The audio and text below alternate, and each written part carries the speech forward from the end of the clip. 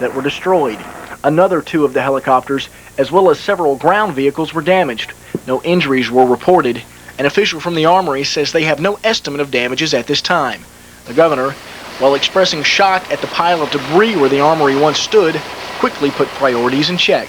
And helicopters can be rebuilt, but when you talk about lives, that's what you worry about. John Beard, 7 Eyewitness News. Tell you what, guys, it wasn't a pretty sight for the governor to see as he entered the city. He spent the morning flying over halls and parts of Crockett County with the lieutenant governor and some of the top team of brass, and then after speaking with the media, he got back on the helicopter and toured over Madison County, and his day didn't get much better if he saw anything like what we saw when we got aerial photos earlier in the day. Just a lot of damage out there. Back to you guys. All right, thank you very much, John. One of the hardest hit areas another of the hardest hit areas in Jackson's busiest street occurred on South Highland Avenue here in Jackson.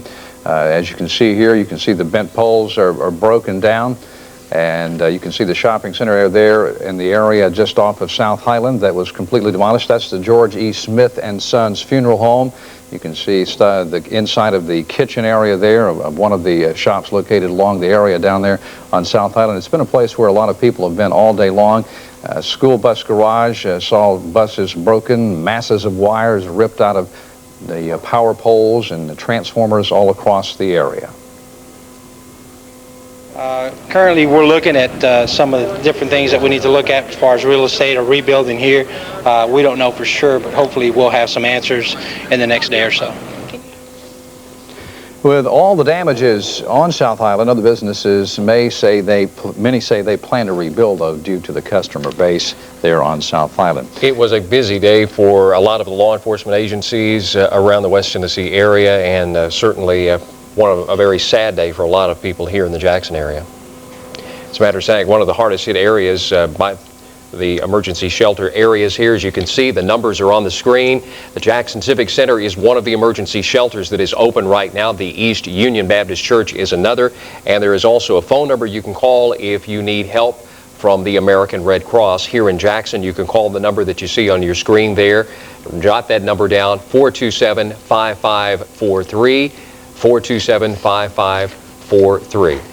Also, there are some other numbers that you can call in the area. Yeah, as you said, the Red Cross number you just read there. Area Relief Ministries are also, they're helping out. 423-9257, the Salvation Army at 424-1432, and RIPA at 427-7693. And if you were to call for help, United Way, Madison County at 422-1816 or 1-800-411-UWAY.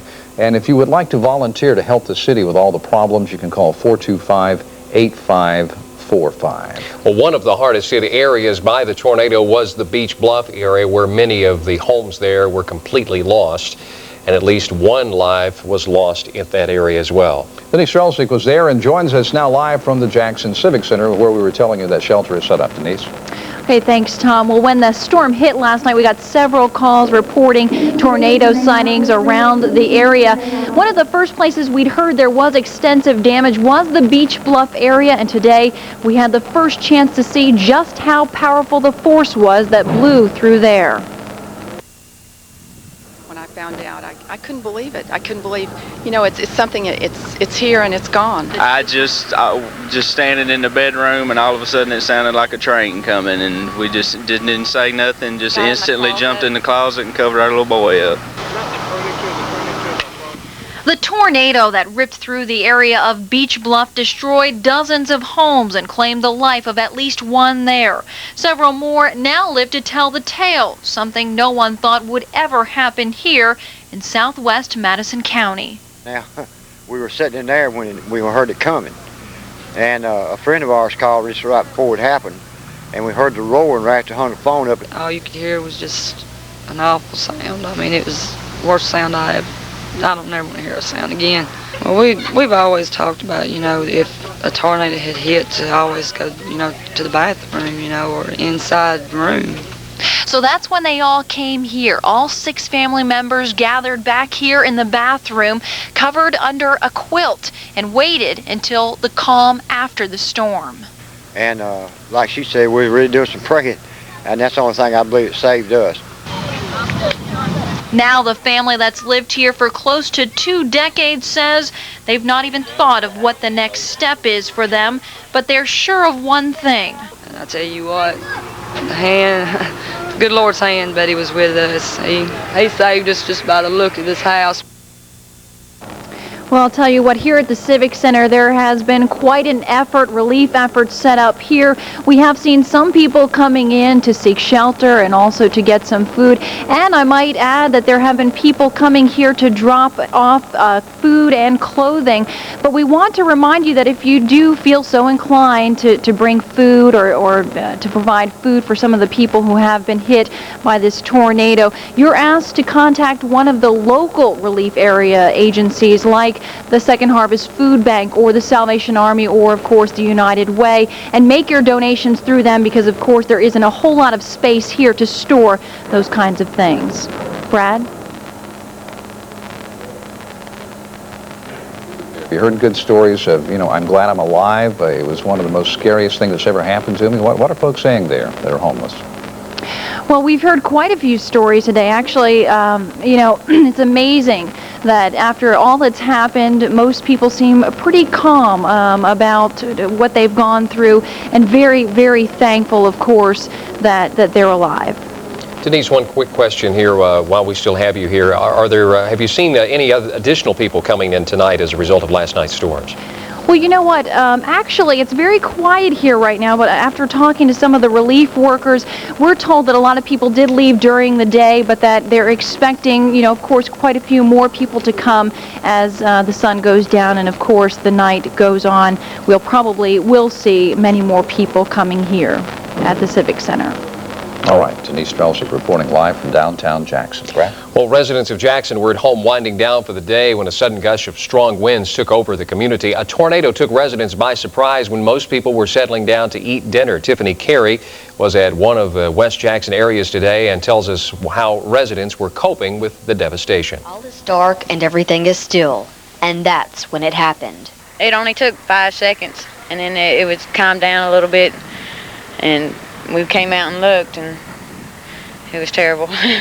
Mother Nature let her anger rage when a tornado blasted through Jackson. It's like something had just picked the house up and just start shaking it. I have never been through nothing like this. I'll never forget the sounds. It sounds worse than a train coming. Emergency officials say this is the worst damage they've seen in over 20 years. As residents pick up what's left of their belongings. Just little stuff right now. That's what we're doing right now, is coming to get stuff out of the house. Some will think twice when the next bad storm hits. My gracious goodness. Whoa! Whoa! Oh, man. I believe the tornado came through here.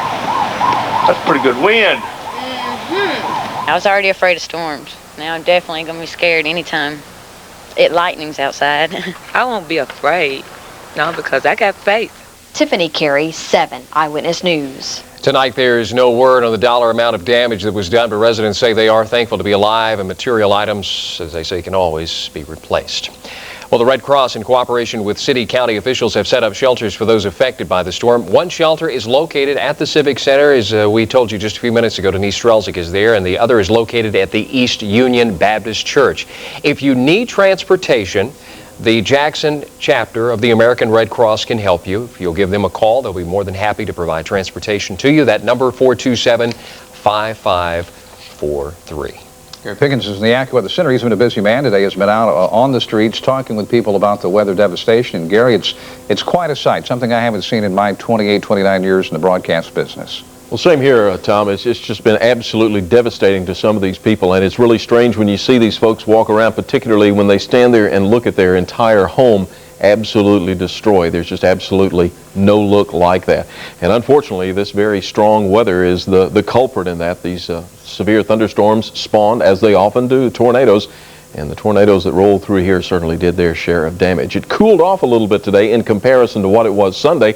Our high temperature across the city today, 57 degrees, 41 our low this morning, 46 and 27 the normal high and low. Sunrise tomorrow, and I think we'll really see it, 7:03, sunset at 5:09. But there may be a change in our forecast on the way. We'll have more on that coming up a little bit later on. Back to you guys now. All right, as we said earlier in the newscast, at least 9 people are dead in the Jackson-Madison County area. From the devastation we have seen, Tom, it could have been a lot worse. Certainly could have. There's much more still ahead on this Monday night. As a matter of fact, we continue with our team coverage of West Tennessee's Storm of the Decade. We'll have more. We'll be right back.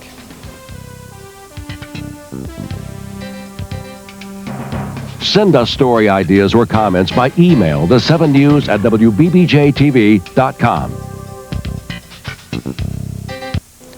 In Crockett County tonight, storm victims are saying we may have lost our possessions, but we survived. Crews are busy restoring power in Alamo and cleaning up the damage to more than 20 homes. As correspondent Steve Beverly reports, for one Alamo woman, her survival is in part because of a bathtub.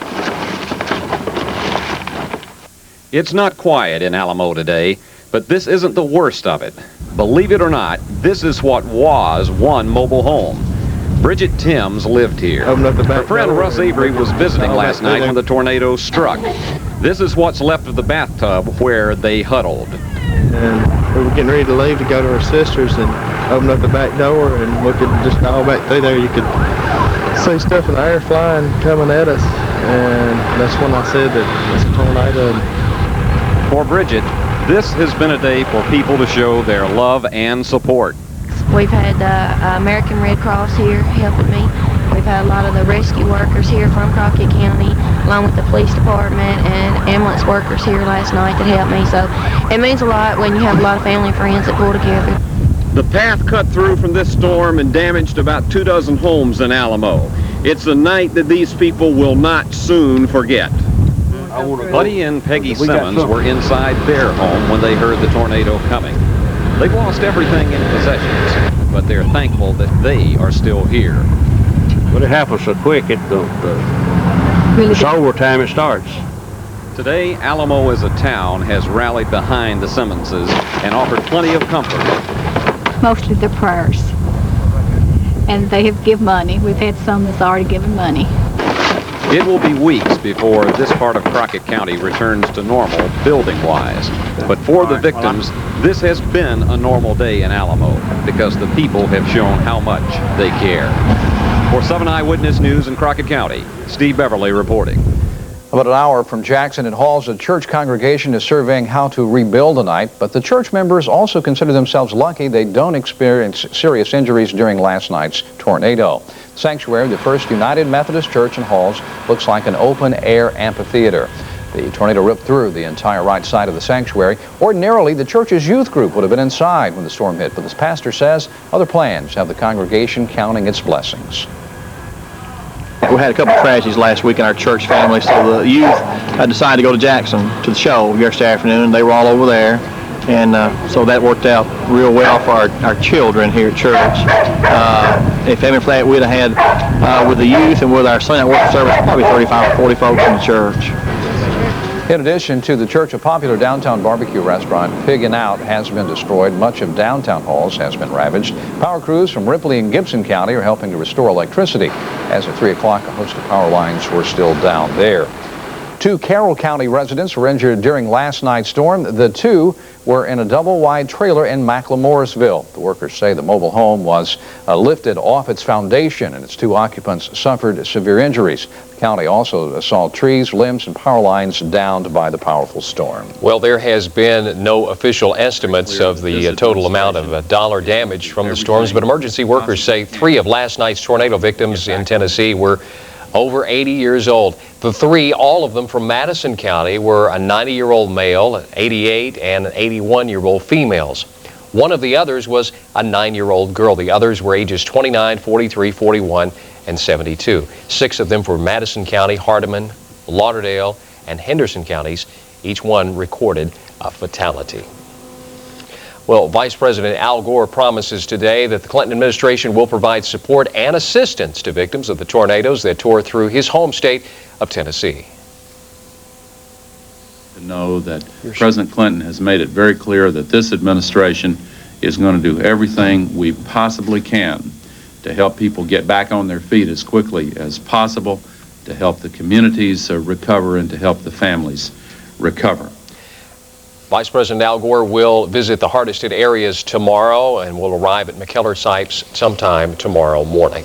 Utility crews for both Southwest Tennessee Electric and the Jackson Utility Department have been working nonstop since the storm hit yesterday. JUD at one time during the height of the storm had around 10,000 customers without power, but by late afternoon, 1,000 JUD customers are still without power. Southwest Electric at one time saw 4,600 of its customers lose power, but this afternoon, electric crews were still working to lower that number. City and county road crews, along with Jackson firefighters and county firefighters, all worked during the night to remove limbs and trees from the roads. Bell South officials are still working to restore phone service to its customers. District Manager Kay Gibson says around 3,000 customers are without phone service tonight. One local phone company is urging all of its sources to help out its community. Lowe's of Jackson made the rounds today of the city's hardest hit areas, including the Charles Latham community. The company is giving away relief and patching equipment like flashlights, garbage bags, gloves, rakes, and chainsaws.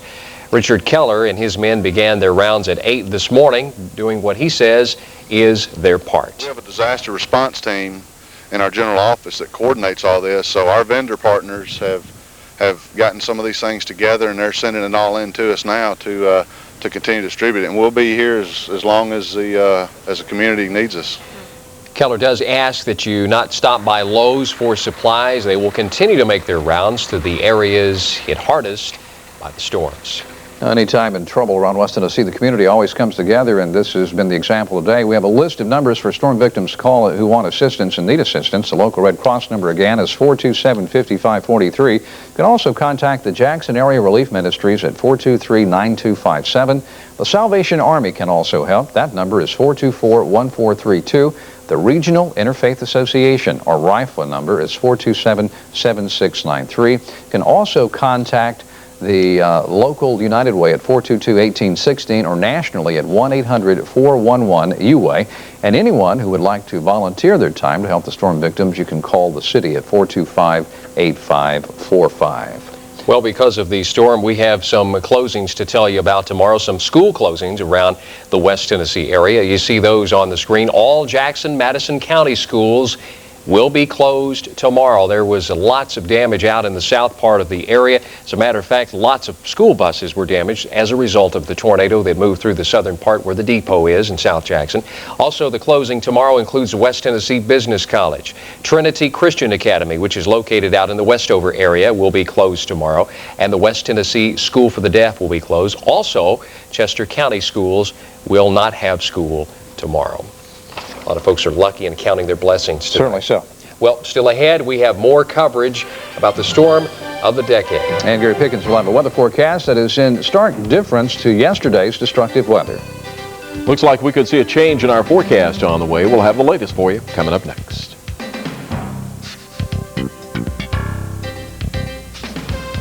If you see news happening, call us at star 77, a free call to Bell South Mobility customers. As you may notice, our 6 o'clock format is quite different tonight as we try to cover the happenings concerning the storm damage all around West Tennessee. Denise Strelzik is standing by live in downtown Jackson at the Civic Center, the shelter site, and she has a very special guest, Congressman John Tanner, with her. Yeah, thank you, Tom. We do have, of course, Congressman John Tanner here, who had his first opportunity to take a look, of course, at some of the damage today. Very interested to hear what you have to say. Well, we went out to the subdivision, the Latham subdivision, and I've been in West Tennessee a long time, and I've never seen devastation on the scale that I saw this afternoon. It's really nothing short of a miracle that only 4 people in that subdivision lost their lives last night. Did you get a chance to talk with any of the people there? We did. Ben Langford was out there. Former Governor Ray Blanton, Karen Blanton lived out there, and she was hurt. In fact, she's in the hospital.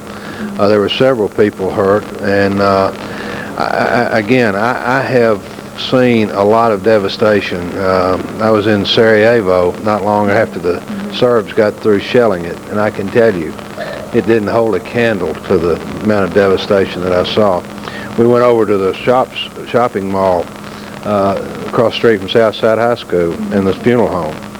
if there had been people shopping in that mall, there's no telling how many deaths we would have had. So I guess all in all, of course, the loss of life takes great precedent over property damage, but all in all, I think we're fortunate that there were no more people killed or injured than were.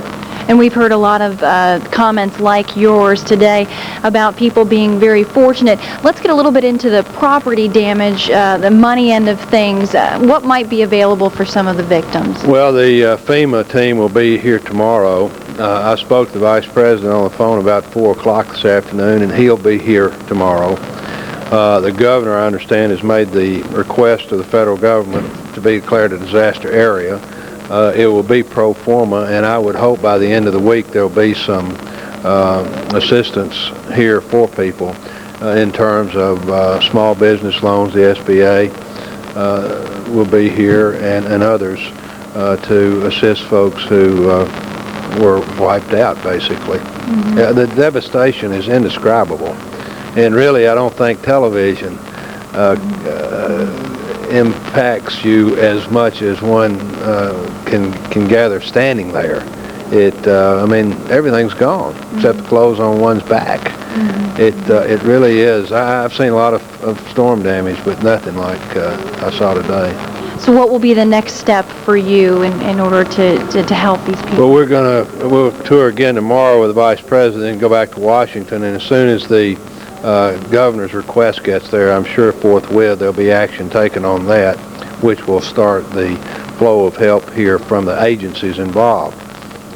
We were down here tonight to do a Y2K conference out at Jackson State tomorrow, and we're going to do that, but it, of course, will take a back seat to this damage that we're suffering here in West Tennessee tonight. Okay, well, we thank you so much for joining us, Congressman. Well, and back to you. Well, thank you, Denise. Well, back to you in the studio. All right, thanks, Denise. Here, Pickens, standing by in the AccuWeather Center with a complete weather outlook, Gary, and things are about to change, I believe you said. Yes, indeed. Now, tomorrow should be a good day. In fact, I think it may be somewhat like what we dealt with today. We're looking at the possibility of some sunshine. Of course, after that horrendous storm last night, we got clear skies today, but cooler temperatures. And I think tomorrow probably will be pretty much the same, but after that, the big change could include possibly even some thunderstorms. Let's check out temperatures right now across the area. We're looking at 49 degrees now up in Union City, 48 at Dyersburg, 50 here in Jackson now, 46 at Paris, it's 51 at Savannah and at Corinth. In Iuka, Mississippi, we are looking at 53 degrees. The cloud cover shows that that system is continuing to push farther and farther away from us. High pressure is building in, and that's bringing some of this cooler air in here, but this is all that system that pushed through here and brought these tornadoes and very deadly weather across parts of the southeast, particularly here in the Jackson area. To the north of us, the low, you can see the wraparound effect of that low. Back out to the west, we are seeing more cloud cover move in. In fact, we have a few high clouds beginning to show up out in the area right now. Let's check on the radar. The southeastern quadrant shows some shower activity over parts of Florida up along the east coast. Again, that's some of that rain that was associated with that system that moved through here. But as far as West Tennessee and North Mississippi are concerned, right now we're in pretty doggone good shape in comparison to what it was last night. In fact, if we take a look at X-ray Doppler radar, 143-mile scan around the area, nothing showing up. Outside the studios now, a few high clouds there. Our temperature at 50% humidity. Winds out of the west at 8 and the barometric pressure falling 30.11. So far since midnight, no rainfall here at WBBJ or out at the airport. Your river stages, Pickwick, Savannah, and at Perryville up at all three of those locations. On the map now, it clearly shows that high pressure cell, as the surface features indicate, that is moving into the area and helping push this cold front on back to the northeast, back out to the east, and then down toward the southeast and the south. We are seeing a little cooler air filter in here, and in fact some cold air to the north of us. Around that low, we're seeing some snow flurries there. In advance of that, some of that rain and thunderstorm activity that moved through here now along the east coast. Back out to the west, we're continuing to see high pressure there as well, but a little farther back up toward the northwest, we are seeing some snow activity there as another front tries to make its way into the country. For us here, this is the way it's going to look in West Tennessee. We think we're going to start out with a pretty nice day, but we're going to have to watch this low pressure cell. It is going to move across the country, and as you can see, it's fairly well stationary from this low over the Dakotas back up into the Canadian provinces. Now, once it gets down into parts of Oklahoma, we see a bit of a unstableness there. If this tracks like we think it will, it may be around Wednesday that we'll begin to see some showers get in here. And if the situation continues to develop the way the computer models are indicating, there's a good chance that in the West Tennessee area we could see some thunderstorms by Friday, maybe even on Saturday. But it looks like every day for the rest of this week, with the exception of tomorrow, there's a chance that we could see more rain. So for you folks who may have some roofs with some shingles missing, if you can get that covered, particularly tomorrow, I think you'll be in pretty good shape. But be prepared for the chance of more rain headed toward the West Tennessee area. Here's what your lows tonight are going to look like. 32 at Kenton, 32 at Yuma, and in Tune, Tennessee, a temperature of 31 degrees. Your West Tennessee AccuWeather forecast affecting you for tonight, calling for clear and chilly with an overnight low temperature right on the freezing mark of 32 degrees. The winds will be light and variable. For tomorrow, pretty good day. Sunny, high of 66, winds out of the southwest at about 8. And then as we take a look at tomorrow night, we'll see some clouds. It should be partly cloudy, our low about 44. But then as we take a look at the extended forecast, it looks like the chance of rain is going to start slipping in here on Wednesday. We will see some sunshine. When you get up Thursday morning, a chance of rain, maybe some sunshine in the afternoon, and then Friday it kind of takes a turn for, well, not so good. A chance of showers, maybe even some thunderstorms, and possibly some heavy rain on Friday. 60 the high, 44 the overnight low. By the time the weekend gets here, Saturday, we'll see some sunshine, also a chance of some showers. That day as well, temperatures, guys, will be cooling down. 56 for a high and 36 for an overnight low. At least it's not going to be snowing and freezing rain either. That's right. But again, you know, when we start talking about thunderstorms, after what we've just been through, I know everybody's going to be keenly aware of just what the weather's doing, and we want to try to keep them informed. All right. Thanks a lot. Okay. Well, still to come on 7 Eyewitness News and the expanded edition of 7 Eyewitness News at 6. Sports with Eric Waddell. He'll tell us about a local player who's being honored for his exploits on the basketball court.